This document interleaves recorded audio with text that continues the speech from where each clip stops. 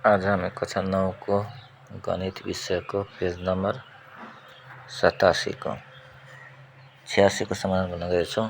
पहिलो question number गरेछ 16 मा क्वेशनमा दिएछ 3/4 इन्चको पाइप हो हैन, यसले खपत कति गरेछ 58 युनिट। त्यो अनुसार न्यूनतम त्यसको चार्ज चाहिँ कति छ भन्दाखेरि यहाँ क्वेशनमा योबाट पनि हेर्न सकिन्छ। यहाँ न्यूनतम चार्ज यहाँ दिएछ, यहाँ 3/4 को कति छ 27 युनिटसम्म कति रुपैयाँ 1910 र बाँकीमा 71 का दरले। त्यही अनुसार 27 युनिटसम्म कति छ 1910 बाँकी 71 को हिसाबले गुणन भाग गर्दाखेरि 4011 रुपैयाँ हो। अब ढल सेवा पनि लेखेको छ क्वेशनले, के लेखेको छ यहाँ ढल सेवा महसुस गरेपछि ढल सेवा पनि प्रयोग गरे अनि चौथो महिनामा चाहिँ के बुझाएछ बिल बुझायो। त ढल सेवा भनेको 50% त 50% ढल सेवा सहितको चाहिँ जम्मा बिल कति भ्याल्यु 4111 प्लस 2055 रुपैयाँ 50 पैसा जो 6166 रुपैयाँ 50 पैसा। अब चौथो महिनामा बुझाएमा त अब यहाँ नियम पनि लेखेको चौथो महिनामा कति बुझायो कति लाग्छ जरिवाना, त्यहाँ लेखाएको छ क्वेशनमा चौथो महिनामा 10% जरिवाना। त्यसैले यसले चौथो महिना बुझायो त 10% जरिवाना तिर्नुपर्छ। चौथो महिनामा महसुल बुझाउँदाखेरि कति तिर्नुपर्छ बिलको थप 10 जरिवाना 10%, यहाँ 6166 रुपैयाँ 50 पैसा इन्टु त्यसको 10% भनेको 6166 रुपैयाँ 50 पैसा प्लस 616 रुपैयाँ 65 पैसा जम्मा भयो 6783 रुपैयाँ 15 पैसा। चौथो महिना बुझाएको जम्मा रकम यति छ। अब 17 मा क्वेशनले के भन्छ 17 मा लेखिदिएछ यहाँ क्वेशनले कि 175 कलसम्म चाहिँ 200 रुपैयाँ र थपमा 1 रुपैयाँको दरले छ भने यो कलहरूको चाहिँ महसुल कति हुन्छ के गरेर 10% नभए यहाँ के लेख्नुपर्छ भन्दाखेरि अनि मात्र एन्सर अनुसार हामीले 10% छ भने यसलाई के गर्ने एन्सर मिलाउनु छ भने यहाँ 13% गर्ने अनि मात्र एन्सर मिल्छ। 10% एन्सर मिल्दैन। 13% के लेखेको छ सेवा शुल्क 13% र भ्याट 13% सहितको जम्मा बिल कति हुन्छ।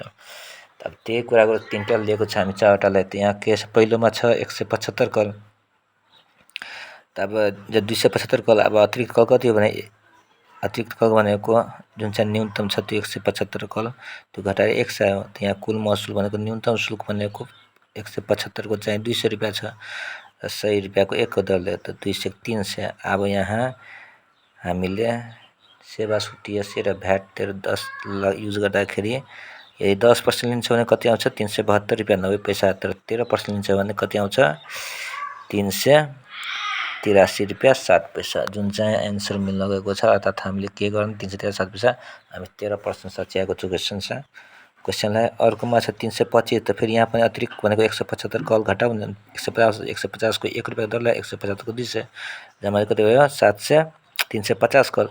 अब 350 कलमा 13% सेवा शुल्क र 13% भ्याट जोडेर यहाँ लेख्नु पर्यो 350 को 113/100 इन्टु 113/100 जम्मा कति भन्छ 446 रुपैयाँ 52 पैसा। त्यस्तै गरी अर्को छ 469, यसमा पनि के गर्ने अतिरिक्त कल कति हो 175 घटाएपछि 294 आउँछ। 175 को 200 रुपैयाँ र 294 को 294 रुपैयाँ जम्मा 494 रुपैयाँ। अब 494 को फेरि यहाँ के गर्ने 13% सेवा शुल्क 13% भ्याट गर्दाखेरि 494 इन्टु 113/100 प्लस 113 इन्टु 113/100 भनेको 430 रुपैयाँ 79 पैसा। त्यस्तै अब 18 मा दिएछ के भन्दाखेरि 18 मा क्वेशनले के भन्छ भन्दाखेरि 175 कल गरियो भने 200 रुपैयाँ अनि थप एक्स्ट्राको 1 रुपैयाँ गर्छ भने यहाँ 13%। यहाँ के फेरि बुझ्ने यहाँ पनि के गर्नु पर्यो यहाँ पनि काटेर के गर्ने 13% लेख्ने। यहाँ टाइप गर्नु मिस्टेक छ। एन्सर मिलाउनु छ भने 13% नत्र एन्सर आउँदैन 10% मा। 13% के छ यहाँ हाम्रो सेवा शुल्क TSC र 13% भ्याट गरेर जम्मा यति महसुल उठेछ भने कल कति छ त्यो पत्ता लगाउनु। त यहाँ हामी लेखेको छु यहाँ मानु यहाँ सेवा शुल्क TSC 13% र भ्याट 13% सहितको जम्मा महसुल 736.66 रुपैयाँ 14 पैसा। अब यसलाई के गर्ने बाहेक निकाल्नु छ भने हामीले के गर्नुपर्छ 113 ले डिभाइड गर्नुपर्छ दुईटामा। त यहाँ लेख्ने 766 रुपैयाँ 14 पैसा इन्टु 100/113 इन्टु 100/113 गर्दाखेरि 600 रुपैयाँ हो। अब 600 रुपैयाँ टुक्राउँदाखेरि 200 रुपैयाँ त मिनिमम चार्ज छ। बाँकी 400 को 1 रुपैयाँको कलले 200 को चाहिँ 175 जम्मा जम्मी 400 175 575 यो कल हुन गयो। 13% लियो भने हाम्रो चाहिँ यहाँ 575 मिलिरहेछ। 10% लियो भने मिल्दैन। त्यसैले यहाँ पनि 13% गरिदियो र माथि पनि के गर्यो काटेर 13% गर्यो।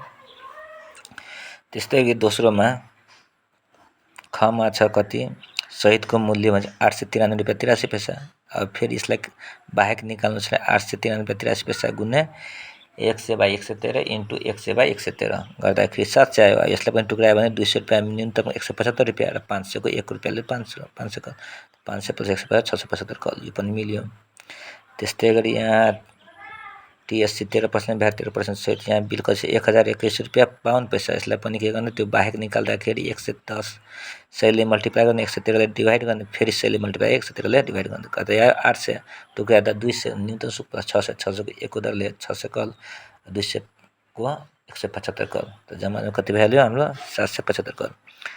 र अन्तमा कति दिएछ यहाँ 1149 रुपैयाँ 21 पैसा। यसलाई पनि के गरे हामी TSC र भ्याट बाहेक निकाल्दाखेरि 100 गुने 113 100 गुने divide by 113 into 100 divide by 113 त्यो सुरुमा त 900 आयो। 900 लाई पनि टुक्राउँदाखेरि 200 + 700 200 भनेको 175 कल र बाँकी भयो 700 1 रुपैयाँले 700 कल त 700 875 कल। अब यहाँ अन्तमा यहाँ ट्याक्सीमा लेखेको छ न्यूनतम शुल्क 14 रुपैयाँ र थप 200 मिटर चाहिँ यात्रा गर्दाखेरि 7 रुपैयाँ 80 पैसा पर्छ भने यो किलोमिटर यति यात्रा गरेछ भने यसको चाहिँ महसुल कति हुन्छ त्यो निकाल्ने ट्याक्सी महसुल। पहिलो क्वेसनमा के दिएछ भन्दाखेरि 4 किलोमिटर भनेको 400 मिटर।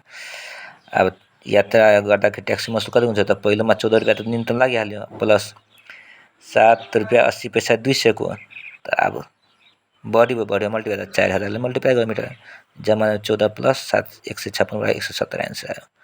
अर्कोमा त्यही लेखेको छ 8-9 किलोमिटर भनेको 9000 किलोमिटर 9000 मिटरको चाहिँ यात्रा महसुल भनेको यहाँ न्यूनतम 14 र प्लस 7 रुपैयाँ 80 पैसा 200 को डिभाइड गरेर जुन बढी छ यहाँ 900 त्यो बढी हुन्छ मल्टिप्लाई गरेर 9000 ले कति आयो भन्दाखेरि 14 + 351 भनेको 365।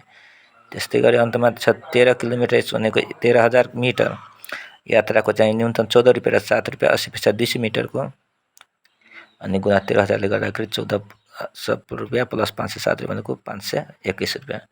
त्यस्तै गरी यहाँ 15 किलोमिटर भने 15000 किलोमिटरको यात्रा ट्याक्सी भाडा भनेको न्यूनतम 14 रुपैयाँ र 200 को कति आउँछ 7 रुपैयाँ 80 पैसा त 200 ले डिभाइड गर्ने बढी भएको यहाँ मल्टिप्लाई कतिले गर्ने 15000 ले कति आयो 14 + 585 भनेको कति आयो 579 1 कम 600 हैन त 579।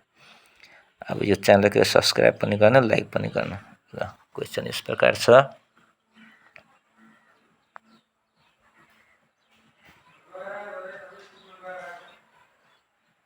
अनि समाधान यस प्रकार छ।